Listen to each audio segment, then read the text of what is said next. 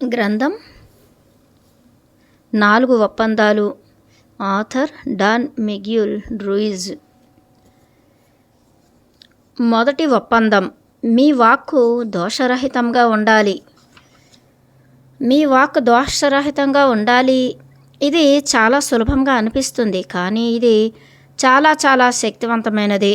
మీ వాక్కు ద్వారా మీ సృజనాత్మక శక్తిని వ్యక్తపరుస్తారు. వాక్కు ద్వారానే ప్రతిదీ విశదపరుస్తారు. భాష ఏదైనా మీ ఉద్దేశ్యాలను మాట ద్వారానే వ్యక్తపరుస్తారు.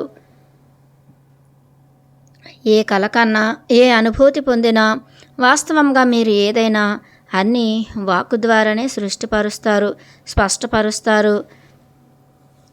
మీ వాక్కు దోషరహితంగా ఉండాలి. మొట్టమొదటి ఒప్పందం చాలా ముఖ్యమైనది, మరి దానిని గౌరవించటం చాలా కష్టం. ఈ మొదటి ఒప్పందం ఎంత ముఖ్యమైనదంటే, ఈ ఒప్పందం కారణంగా మీరు మీ ఉనికిని స్వర్గంగా పిలువబడే స్థితికి తీసుకువెళతారు. మొదటి ఒప్పందం మీ మాటలతో జాగ్రత్తగా మరి దోషరహితంగా ఉండమని చెప్తోంది. ఇది చాలా సులభంగా అనిపించవచ్చు, కానీ ఇది అత్యంత శక్తివంతమైనది. మీ మాట ఈ విధంగా ఎందుకు ఉండాలి? మీ మాటే మీరు సృష్టించవలసిన శక్తి. మీ మాట అన్నది నేరుగా భగవంతుడి నుంచి వచ్చిన బహుమతి. బైబిల్లోని గాస్పెల్ ఆఫ్ జాన్లోని విశ్వపు సృష్టి గురించి మొట్టమొదట ఒక మాట ఉంది. ఆ మాట భగవంతునితో ఉంది, మరి ఆ మాటే భగవంతుడు అని చెప్పబడింది. మీరు వ్యక్తపరిచే మాటే మీ సృజనాత్మక శక్తి. మాట ద్వారానే మీరు సమస్తం ప్రత్యక్షీకరించుకుంటారు. మీరు ఏ భాష మాట్లాడుతున్నారు అన్న దానితో సంబంధం లేకుండా మీ ఉద్దేశ్యాన్ని మాట ద్వారా ప్రత్యక్షీకరిస్తారు. మీరు కలగనేది, మీరు అనుభూతి చెందేది, మరి మీరు ఎవరన్నది కూడా మీ మాట ద్వారానే ప్రత్యక్షీకరమవుతుంది. మాట అంటే ధ్వని లేదా వ్రాత యొక్క చిహ్నం కాదు. మాట అంటే ఒకానొక శక్తి. ఇది మీరు వ్యక్తిపరిచే మరి సంభాషించుకునే ఒకానొక శక్తి. తద్వారా మీరు మీ జీవితంలోని సంఘటనలను సృష్టించుకుంటారు. మీరు మాట్లాడగలరు. ఈ భూమి మీద మరే జీవి మాట్లాడగలదు. మాట అన్నది మానవులకు ఉన్న అత్యంత శక్తివంతమైన సాధనం. ఇది మాయాజాలపు సాధనం, కానీ 2 అంచులున్న ఖడ్గం లాంటిది కూడా. మీ మాట అత్యంత సుందరమైన స్వప్నాన్ని సృష్టించగలదు. అదేవిధంగా మీ చుట్టూ ఉన్న దాన్ని పూర్తిగా నాశనం కూడా చేయగలదు. ఒక అంచు మీ మాటను తప్పుగా వినియోగించి సజీవ నరకాన్ని సృష్టిస్తుందన్న దాన్ని సూచిస్తుంది. మరొక అంచు దోషరహితమైన వాక్కును సూచిస్తుంది. అది భూమి మీద సౌందర్యాన్ని, ప్రేమను మరి స్వర్గాన్ని సృష్టిస్తుంది. మీరు వాక్కుని ఏ విధంగా వినియోగిస్తారన్న దాన్ని బట్టి అది మిమ్మల్ని విముక్తులను చేస్తుందా లేక బానిసలను చేస్తుందా అన్నది ఆధారపడి ఉంటుంది. మీ వాక్కులోనే సమస్త మాయాజాలం ఉంది. ఈ వాక్కుని తప్పుగా వినియోగించుకుంటే ఈ మాయాజాలం ఒక ఆప్యాయమైనదిగా మారుతుంది. వాక్కు ఎంత శక్తివంతమైనదంటే ఒక్క మాటకు ఒకానొక జీవితాన్ని మార్చగలదు, లేదా లక్షల మంది జీవితాలను నాశనం చేయగలదు. కొన్ని సంవత్సరాల క్రితం జర్మనీలోని ఒక వ్యక్తి మాటలతో తమ దేశంలోని ఎంతో మేధావులను తప్పుదోవ పట్టించాడు. వాళ్ళని ప్రపంచ యుద్ధం వైపుగా నడిపించాడు. ఇతరులను అత్యంత భయానకమైన హింసను సృష్టించే విధంగా ఒప్పించాడు. మాటలతోనే మనుషుల్లో ఉన్న మారణ హోమం మరి యుద్ధమయం అయ్యింది. మనుషులందరూ ఒకరి పట్ల మరొకరు భయంతో ఉన్నందువల్ల ఒకరిని ఒకరు నాశనం చేసుకున్నారు. భయాధారితమైన హిట్లర్ మాటలు 100 సంవత్సరాలు గుర్తుండేటటువంటి నమ్మకాలను మరి ఒప్పందాలను సృష్టించింది. మానవుల మనస్సు సారవంతమైన భూమి వంటిది. ఇక్కడ నిరంతరం విత్తనాలు నాటబడుతూ ఉన్నాయి. ఉద్దేశ్యాలు, ఆలోచనలు మరి అంశాలే ఈ విత్తనాలు. ఒక ఆలోచన అన్న విత్తనాన్ని నాటినప్పుడు అది పెరుగుతుంది. మాట ఒక విత్తనం లాంటిది. మరి మానవుని మనస్సు ఎంతో సారవంతమైనది. చాలా వరకు ఆ విత్తనాలన్నీ భయాలే. ఇదే ఉన్న ఒకే ఒక్క సమస్య. ప్రతి ఒక్క మానవుని మనస్సు సారవంతమైనదే, కానీ ఇవి కేవలం అటువంటి విత్తనాల కోసమే సిద్ధమయ్యి ఉన్నాయి. మన మనస్సు ఎటువంటి విత్తనాలకు సిద్ధపడి ఉందన్నది తెలుసుకోవటం, మరి అటువంటి విత్తనాలను అందుకోవటం ముఖ్యం. ఉదాహరణకు హిట్లర్ను తీసుకోండి. అతను భయం యొక్క విత్తనాలను పంపించాడు. అవి బలంగా మరి అద్భుతంగా ఎదిగి సామూహిక వినాశనం సాధించాయి. వాక్కు యొక్క అద్భుతమైన శక్తిని తెలుసుకుని మన నోటి నుంచి ఎటువంటి మాటల శక్తి వస్తుందన్నది గ్రహించాలి. మన మనస్సులోని ఒక భయం లేదా అనుమానం అనంత సంఖ్యలో నాటకపూరితమైన సంఘటనలను సృష్టిస్తుంది. ఒక్కొక్క పదం ఒక్కొక్క మంత్రం లాంటిది. మన అభిప్రాయాలతో ఎన్నో రకాల మంత్రాలను వెదజల్లుతుంటాము. ఉదాహరణకు, నేను ఒక స్నేహితుడిని కలిశాను. ఆ క్షణంలో నా మనస్సులో మెదిలిన ఒక అభిప్రాయాన్ని అతనికి చెప్పాను.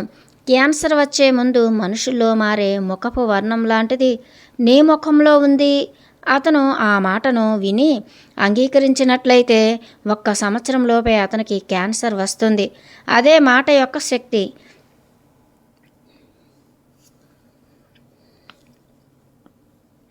పెంపకం సమయంలో మన తల్లిదండ్రులు మరి తోబుట్టువులు ఒక్క క్షణం కూడా ఆలోచించకుండా మన పట్ల తమకు ఉన్న అభిప్రాయాలను వెల్లడించారు. మనం ఈ అభిప్రాయాలను విశ్వసించి ఈత నేర్చుకోలేం అని, ఆడలేం అని, మరి వ్రాయలేదు అన్న వాటి పట్ల భయంతో జీవించాము. ఈ అమ్మాయి ఎంతో అందవిహీనంగా ఉందో చూడు అంటూ వారి అభిప్రాయాన్ని తెలియచేస్తారు. అది విన్న అమ్మాయి తాను అందవిహీనంగా ఉందని నమ్ముతుంది. మరి అదే ఆలోచనతో పెరుగుతుంది. ఆమె అంతరంగంలో ఈ విషయం ఉన్నంతకాలం ఆమె ఎంత అందంగా ఉందన్న దానితో సంబంధం ఉండదు. ఆమె కేవలం అందవిహీనంగా ఉన్నాను అన్న ఆలోచనని విశ్వసిస్తుంది. ఆమె ఈ శాపం పొందింది. ఈ శాపం కింద జీవిస్తోంది. మన ధ్యాసను ఆకర్షించి ఆ పదం మన మనస్సులోకి చేరుకుని మనలోని సమస్త విశ్వాసం మంచికి లేదా చెడుకి మార్చేస్తుంది. మరొక ఉదాహరణ ఏమిటంటే, మీరు చెడ్డవారు అని మీరు నమ్మవచ్చు. మీకు గుర్తున్న వయస్సు నుంచి ఈ విషయాన్ని మీరు విశ్వసిస్తుండవచ్చు. ఇది చాలా విచిత్రమైన మరి గమ్మత్తైన విషయం. దీని కారణంగా మీరు చెడ్డవారు అనిపించుకోవటానికి ఎన్నింటినో చేసుకుంటారు. మీరు ఏదో ఒకటి చేసేసి, నేను తెలివైన మరి మంచివాడిగా ఉంటే బాగుండేది, కానీ నేను పిచ్చివాడిని, లేకుంటే ఇలా అస్సలు చేసేవాడిని కాదు అని మీకు మీరు చెప్పుకుంటారు. మన మనస్సు ఎన్నో వందల తరహాలో ఆలోచిస్తుంది. కొన్నిసార్లు మనం కొన్ని రోజుల పాటు మన మూర్ఖత్వంతో ఆ ఒక్క విశ్వాసాన్ని అంటిపెట్టుకుని గడుపుతాము. ఒకానొక సమయంలో ఎవరో ఒకరు నువ్వు మూర్ఖుడివి లేదా చెడ్డవాడివి కాదు అని చెప్పి మీ ధ్యాసను వారి వైపుకు మరల్చుకుంటారు. మీరు ఆ వ్యక్తిని నమ్మి ఒక కొత్త ఒప్పందాన్ని చేసుకుంటారు. తత్ఫలితంగా మీరు చెడ్డవారిలా లేదా మూర్ఖునిగా నడుచుకోవటాన్ని ఆపేస్తారు.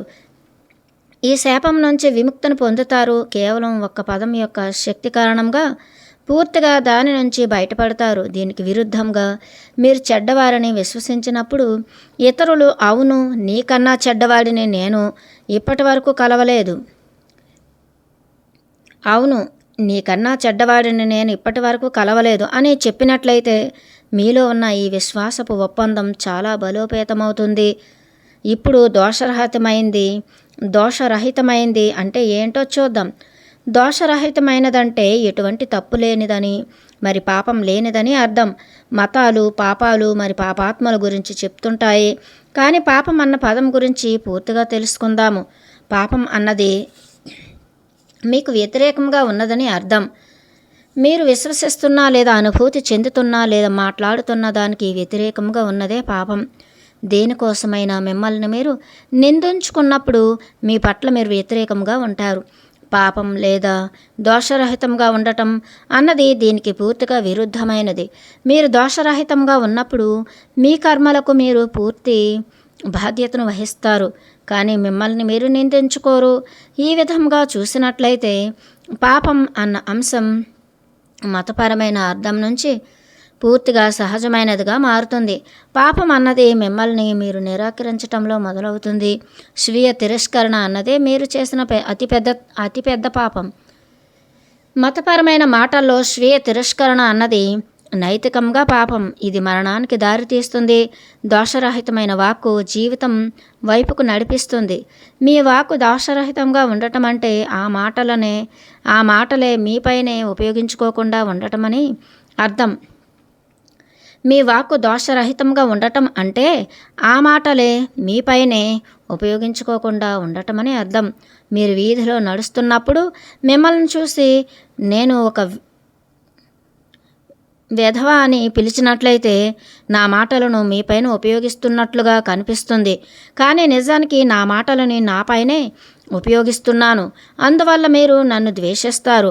ఆ ద్వేషం నాకు మంచిది కాదు. అందువల్ల నేను ఎప్పుడైనా కోపానికి గురైతే నా భావోద్వేగ విషయాన్ని మాటల ద్వారా మీకు పంపిస్తాను. ఇక్కడ నా మాటను నాకే విరుద్ధంగా ఉపయోగించినట్లు. ఒకవేళ నేను ప్రేమించుకున్నట్లయితే మీతో జరిపే సంభాషణలలో నేను ఆ ప్రేమను వ్యక్తపరుస్తాను. ఆ మాటల కారణంగా ఒక ప్రతిస్పందన ఏర్పడి నా మాటలు ఎంత దోషరహితంగా మారుతాయి. నేను నిన్ను ప్రేమిస్తే నువ్వు నన్ను ప్రేమిస్తావు. అదేవిధంగా నిన్ను నేను అవమానిస్తే నువ్వు నన్ను అవమానిస్తావు. నీ పట్ల నేను కృతజ్ఞతతో ఉన్నట్లయితే నీకు కూడా నా పట్ల కృతజ్ఞత వస్తుంది. నీ పట్ల నేను స్వార్థంతో వ్యవహరిస్తే నా పట్ల నువ్వు కూడా స్వార్థంతో వ్యవహరిస్తావు. ఒకవేళ నేను నిన్ను మాటలతో శపిస్తే నువ్వు కూడా నన్ను మాటలతో శపిస్తావు. దోషరహితమైన వాక్కుతో ఉండటమే ఆ శక్తిని సరైన విధంగా వినియోగించటం. మీ వాక్ శక్తిని ప్రేమ మరి సత్యం వైపుగా ఉపయోగించటం.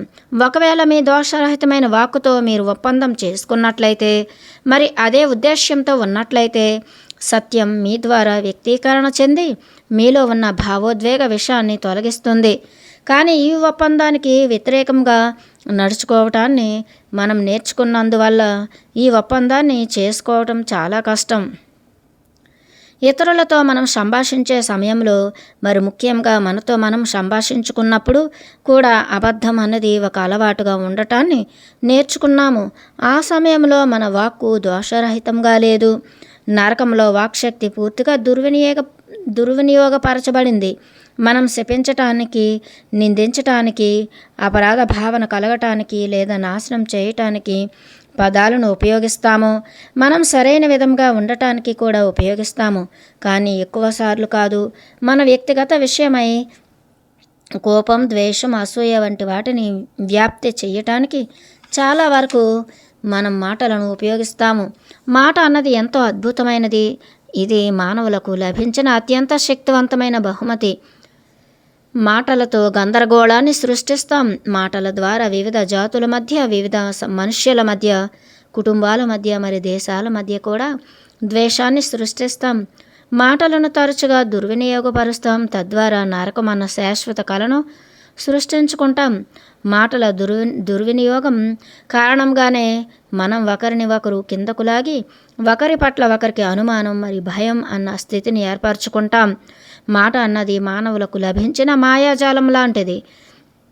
ఆ మాటలను దుర్వినియోగపరచటం అంటే చేతబడి చేయటమే. మనకు మాటలు ఇంద్రజాలమని తెలియకుండానే వాటిని దుర్వినియోగపరుస్తున్నాం. ఉదాహరణకు మేధావి మరి మంచి మనస్తత్వం కలిగిన స్త్రీ ఉందనుకుందాం.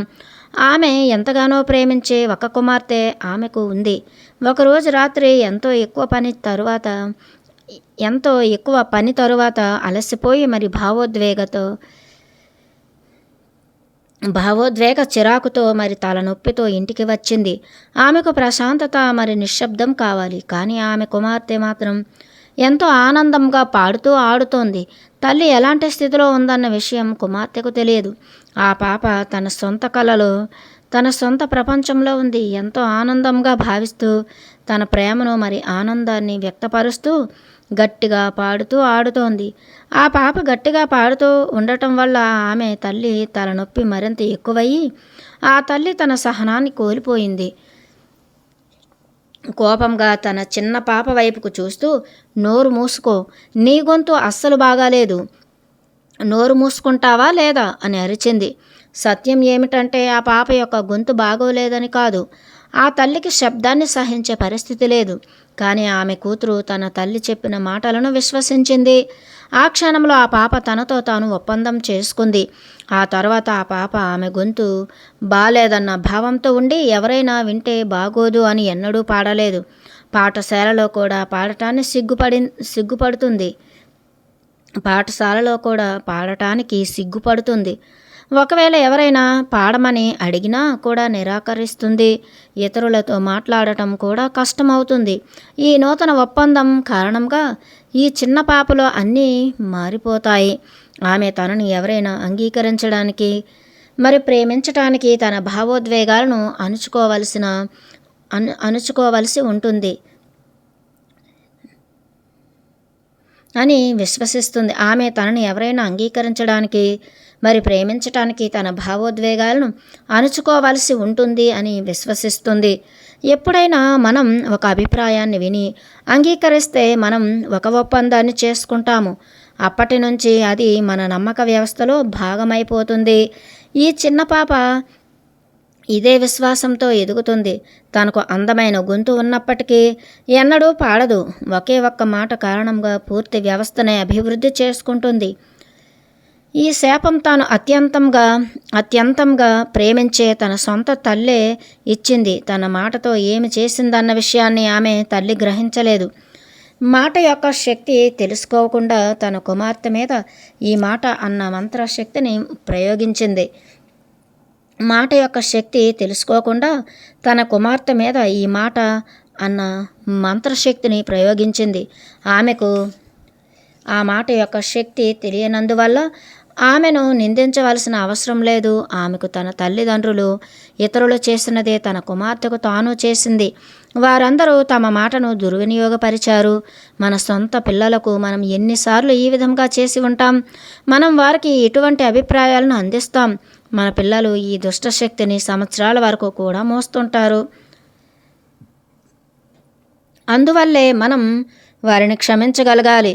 వారు ఏమి చేస్తున్నారో వారికే తెలియదు. మరొక ఉదాహరణ, ఉదయాన్నే మీరు ఎంతో ఆనందంగా నిద్రలేచారు. మీ పట్ల మీకు ఎంతో అద్భుతమైన భావం ఉంది. మిమ్మల్ని మీరు అందంగా తయారు చేసుకోవటానికి అద్దం ముందు 1-2 గంటలు గడిపారు. మీ స్నేహితులెవరో ఏమైంది నీకు, ఇంత అసహ్యంగా తయారయ్యావు, నీ బట్టలు చూడు, అస్సలు ఏం బాలేదు అని చెప్పారు. ఈ ఒక్కటి చాలు మిమ్మల్ని మీరు నరకంలోకి నెట్టేసుకోవటానికి. బహుశా మిమ్మల్ని బాధ పెట్టడానికి మీ స్నేహితురాలు ఈ విధంగా చెప్పి ఉండవచ్చు. ఆమె చివరకు మిమ్మల్ని బాధ పెట్టింది. ఆమె మాటలకు ఉన్న శక్తి మొత్తంలో తాను ఒక అభిప్రాయాన్ని వెల్లడించింది. ఈ అభిప్రాయాన్ని మీరు అంగీకరించినట్లయితే అది ఒక ఒప్పందంగా మారిపోతుంది. అక్కడితో మీరు మీ శక్తి మొత్తాన్ని ఆ అభిప్రాయానికి అందిస్తారు.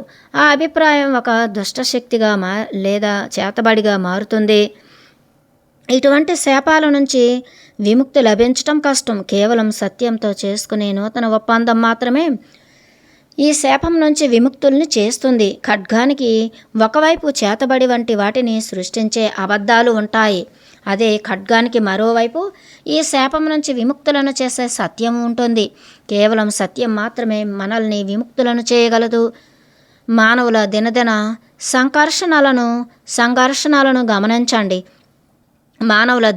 సంఘర్షణలను గమనించండి. మన మాటలతో ఒకరి పట్ల ఒకరం ఎన్నిసార్లు శపించుకుంటామో ఊహించుకోండి. కాలానుక్రమంగా ఈ మాటలు వాటి అత్యంత హీనమైన రూపానికి చేరుతాయి. అదే పుకారు కూడా శాపం లేదా దుష్టశక్తి. ఇది పూర్తిగా విషం, చాలా హీనమైనది. ఒప్పందం కారణంగా ఎలా పుకార్లు పుట్టించాలి అన్నది మనం నేర్చుకుంటాం. మనం పిల్లలుగా ఉన్నప్పుడు మన చుట్టూ పెద్దవారు పుకార్ల గురించి మాట్లాడుకోవటాన్ని, మరి వాటి కారణంగా ఇతరుల పట్ల వారి అభిప్రాయాలను వెల్లడించడాన్ని నిరంతరం గమనిస్తుంటాము. వారికి తెలియని వారి పట్ల కూడా వారికి అభిప్రాయాలు ఉంటాయి. భావోద్వేగ విషం ఈ అభిప్రాయాలతో పాటుగా ఇతరులకు వ్యాపిస్తుంది. ఇది సంభాషించడానికి చాలా సహజమైన విధానంగా నేర్చుకున్నాము. పుకార్లను వ్యాప్తి చేయటం అన్నది మానవ సమాజంలో సంభాషణలలోని ముఖ్యమైన భాగంగా మారిపోయింది. ఇది మనల్ని వారికన్నా మంచివారన్న భావనను కలిగిస్తున్నందువల్ల ఇది మనం ఒకరితో ఒకరం సన్నిహితంగా మెలగటానికి ఒక మార్గంగా మారిపోయింది పుకారు. కష్టానికి తోడు అవసరం అన్న ఒక పాత సామెత ఉంది. కష్టానికి తోడు అవసరం అన్న ఒక పాత సామెత ఉంది.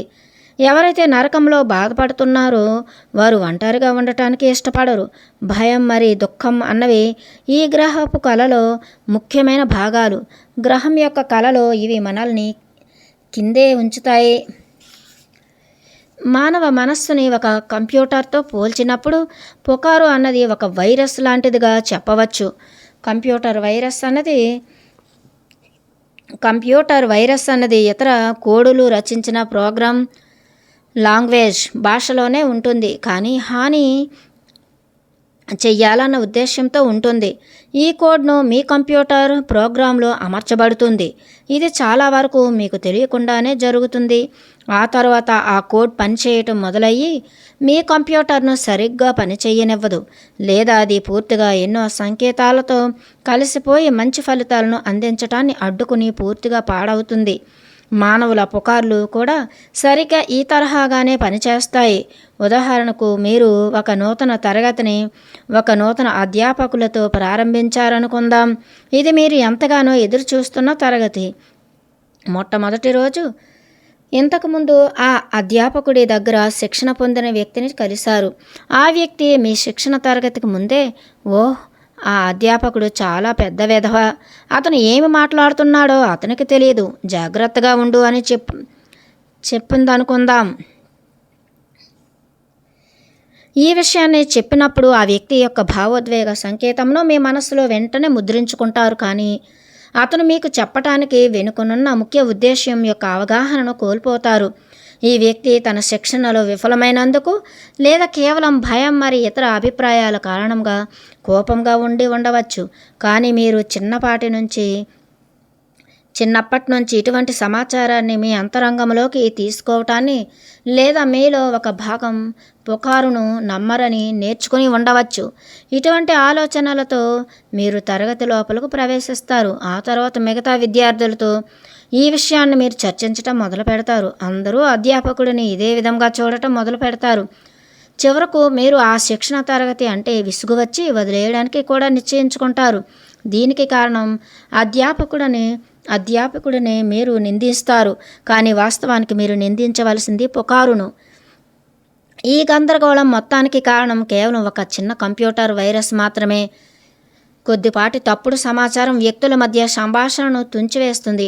అది ఏ వ్యక్తిని చేరుకున్నా అంటువ్యాధిలా వ్యాపిస్తుంది. మీరు ఒక పుకారు విన్న ప్రతిసారి మీ మనస్సులోకి ఒక కంప్యూటర్ వైరస్ వచ్చిందనుకోండి. దీని కారణంగా ప్రతిసారి మీరు మరింత తక్కువ స్పష్టతతో ఆలోచిస్తుంటారు. ఈ వైరస్లను ఇతరులకు మీ పుకారు ద్వారా వ్యాప్తి చెందకుండా మీ సొంత గందరగోళాన్ని శుద్ధి చేసుకోవడానికి ఎంత శ్రమ అవసరమని ఆలోచించండి. ఇప్పుడు ఇదే విధంగా మనుషులందరిలో అంతం లేకుండా వ్యాపిస్తుంది. తత్ఫలితంగా ప్రపంచంలోని మానవులందరూ కేవలం తమ విషపూరితమైన మరియు మూసుకుపోయిన సర్క్యూట్ల ద్వారానే సమాచారాన్ని అర్థం చేసుకుంటారు. ఈ విషపూరితమైన వైరస్ను టోల్టెక్ మిటోటేగా చెప్తారు. వేల గొంతులు మన మనస్సులో ఒకేసారి మాట్లాడినప్పుడు ఏర్పడే గందరగోళమే మిటోటే.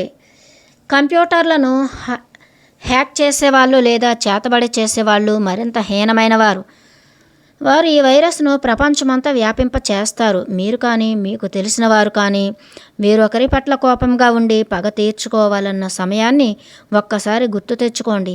పగ తీర్చుకోవటం కోసం ఉద్దేశపూర్వకంగా విషయాన్ని వ్యాపింప చేయటం కోసం అవతల వ్యక్తి తన గురించి తాను చెడుగా భావించే విధంగా నడుచుకుంటారు. చిన్నపిల్లలుగా ఉన్నప్పటి నుంచి మనం వీటిని ఆలోచనారహితంగా చేస్తుంటాము. కానీ మనం పెద్దవాళ్ళం అవుతున్న కొద్దీ ఇతరులను ఇబ్బంది పెట్టడానికి లేదా మానసికంగా కుంగిపోవడానికి ఆలోచించి శ్రమ పెడుతుంటాము. ఆ తర్వాత ఆ వ్యక్తి తాను చేసిన తప్పుకు ఈ శిక్షను అనుభవిస్తున్నాడని మనకు మనమే అబద్ధం చెప్పుకుంటాము. ప్రపంచాన్ని మనం ఒక కంప్యూటర్ వైరస్ అన్న పోలికతో చూసినప్పుడు క్రూరమైన ప్రవర్తనను న్యాయంగా కప్పిపుచ్చుకోవడానికి సులభం అవుతుంది. కానీ ఈ మాటను దుర్వినియోగపరచడం ద్వారా ఇది మనల్ని నరకపు లోతులకు నెట్టివేస్తోందని మనం చూడలేకపోతున్నాము. సంవత్సరాలుగా మనం పుకార్లను మరి శాపాలను ఇతరుల మాటల ద్వారా అందుకుంటున్నాము. అదే విధంగా మన మీద ఉపయోగిస్తున్న మాటల కారణంగా మనం కూడా అందుకుంటాము. మనతో మనం నిరంతరం మాట్లాడుకుంటాము. కానీ చాలాసార్లు మనతో మనం నేను చాలా లావుగా ఉన్నాను, అసహ్యంగా తయారవుతున్నాను, వయస్సు మీరుతోంది, జుట్టు ఊడిపోతోంది, నేను పిచ్చివాడిని, నాకేమీ అర్థమవదు, నేను ఎప్పటికీ సరిగ్గా ఉండలేను, ఇలాంటి మాటలను మనం ఉపయోగిస్తున్నామో చూసారా? మాట అంటే ఏమిటి? మరి ఈ మాట ఏం చేస్తుందన్నది మీరు అర్థం చేసుకోవటం మొదలు పెట్టాలి. మొదటి ఒప్పందమైన దోషరహితమైన వాక్కుని అర్థం చేసుకున్నట్లయితే మీ జీవితంలో మార్పులు సంభవించటాన్ని చూడటం మొదలు పెడతారు. ఈ మార్పులు మొదట మీలో సంభవించి తరువాత మీరు ఇతరులతో, ముఖ్యంగా మీరు ఎక్కువగా ప్రేమించే వారిలో నడుచుకోవటాన్ని మారుస్తుంది. ఇతరులు మీ దృక్పథంలో ఆలోచించి మీకు మద్దతుని ఇవ్వటానికి మీరు ప్రేమించిన వారి గురించి ఎన్నిసార్లు పుకార్లు చెప్పి ఉంటారని ఒక్కోసారి ఆలోచించండి. ఇతరుల దృష్టిని ఆకట్టుకోవడానికి మరి మీ అభిప్రాయం సరైనదని చెప్పటానికి మీరు ప్రేమించిన వారి గురించి ఎన్నిసార్లు విషయాన్ని వ్యాపించి ఉంటారు. మీ అభిప్రాయం అన్నది కేవలం మీ దృక్పథం. ఇది నిజం అవ్వాల్సిన అవసరం లేదు. మీ అభిప్రాయాలు మీ విశ్వాసాల నుంచి, అహం నుంచి, మరి మీ కళ నుంచి వెలువడతాయి. మనం ఈ విషయాన్ని సృష్టించి మన దృక్పథంలో మనం సరైన వారమని అనిపించుకోవడానికి ఇతరులకు అందిస్తుంటాము. మనం మొదటి ఒప్పందాన్ని అలవర్చుకున్నప్పుడు, మరి దోషరహితమైన వాక్కుని కలిగి ఉన్నప్పుడు మన మనస్సులో మనం వారితో మరి మన పెంపుడు జంతువులతో జరిపే సంభాషణల్లో ఎటువంటి భావోద్వేగ విషమైన క్రమంగా శుద్ధి చేస్తుంది. దోషరహితమైన వాక్కు ఇతరులు మిమ్మల్ని నకారాత్మకమైన మాటలు, శాపం అందుకోకుండా అడ్డుకుంటుంది. దోషరహితమైన వాక్కు ఇతరులు మిమ్మల్ని నకారాత్మకమైన మాటలు అంటే శాపం అందుకోకుండా అడ్డుకుంటుంది. మీ మనస్సులో నకారాత్మకమైన ఆలోచనలకు సారవంతంగా ఉన్నట్లయితేనే మీరు ఆలోచనలను అందుకుంటారు. మీరు మీ వాక్కుతో దోషరహితంగా ఉన్నప్పుడు మీ మనస్సు దుష్టశక్తితో కూడిన మాటలను పెంచుకోవటానికి అనుగుణంగా ఉండదు. అటువంటి సారాన్ని కలిగి ఉండదు. అందుకు బదులుగా ప్రేమ నుంచి వెలువడిన మాటల కోసం సిద్ధంగా మరి సారవంతంగా మారుతుంది. మీ మాటల యొక్క దోషరహిత స్థితిని మీ పట్ల మీకున్న ప్రేమ యొక్క స్థితి ద్వారా కనుగొనవచ్చు. మిమ్మల్ని మీరు ఎంతగా ప్రేమించుకుంటారు అన్నది, మరి మీ గురించి మీరు ఎలా ఆలోచించుకుంటారు అన్నది మీ మాటలలోని సమగ్రత మరి నాణ్యతకు తగినట్లుగా ఉంటుంది. మీ మాటలు దోషరహితంగా ఉన్నట్లయితే మీరు ప్రశాంతంగా, ఆనందంగా మరి మంచితనంతో ఉంటారు. మీ వాక్కు పట్ల దోషరహితంగా ఉంటామని మీతో మీరు ఒప్పందం చేసుకున్నట్లయితే మీరు నరకం అన్న కలను సులభంగా మార్చుకోగలరు. ఈ క్షణం నేను ఆ విత్తనాన్ని మీ మనస్సులో నాటుతున్నాను. ఈ విత్తనం మొలకెత్తుతుందా లేదా అన్నది మీ మనస్సు ప్రేమ విత్తనాలకు ఎంత సారవంతంగా ఉంటుందన్న దానిపైన ఆధారపడి ఉంటుంది. దోషరహితమైన వాక్కుతో ఉండటం అన్న ఒప్పందం మీతో మీరు చేసుకోవటం పైన ఆధారపడి ఉంటుంది.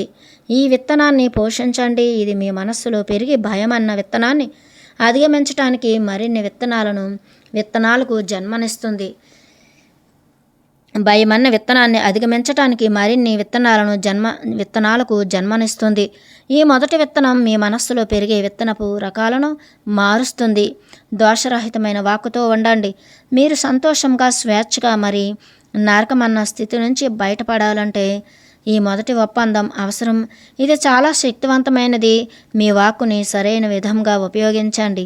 మీరు ఎంత అద్భుతమైన వారని, మరి ఎంత గొప్పవారు అని మీకు మీరు చెప్పుకోండి. మిమ్మల్ని మీరు ఎంతగా ప్రేమించుకుంటున్నారు అనేది కూడా చెప్పుకోండి. మిమ్మల్ని దుఃఖానికి గురి చేసే చిన్న చిన్న ఒప్పందాలను కూడా తొలగించుకోండి. ఇది సాధ్యమే.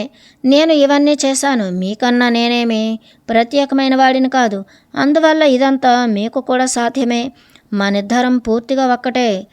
మనందరికీ ఒకే విధమైన మెదడు మరి శరీరాలు ఉన్నాయి. మనందరం మానవులం. నేను ఈ ఒప్పందాలను విచ్ఛిన్నం చేసి నూతన ఒప్పందాలను ఏర్పరచుకున్నప్పుడు మీరు కూడా చేయగలరు. నేను నా మాటలతో దోషరహితంగా ఉన్నప్పుడు మీరు ఎందుకు ఉండలేరు? ఈ ఒక్క ఒప్పందం మీ సమస్త జీవితాన్ని మార్చగలదు. దోషరహితమైన వాక్కు మీ వ్యక్తిగత స్వేచ్ఛకు, విజయానికి మరి సమృద్ధికి దారితీస్తుంది. ఇది భయాన్ని మొత్తంగా తొలగించి దానిని ప్రేమ మరి ఆనందంగా పరివర్తన తీసుకురాగలదు. దోషరహితమైన వాక్కుతో ఏమేమి సృష్టించగలరన్నది ఒక్కసారి ఊహించుకోండి. దోషరహితమైన వాక్కుతో మీరు భయం అన్న కలను మార్చి ఒక నూతన జీవితాన్ని జీవించేలా చేస్తుంది.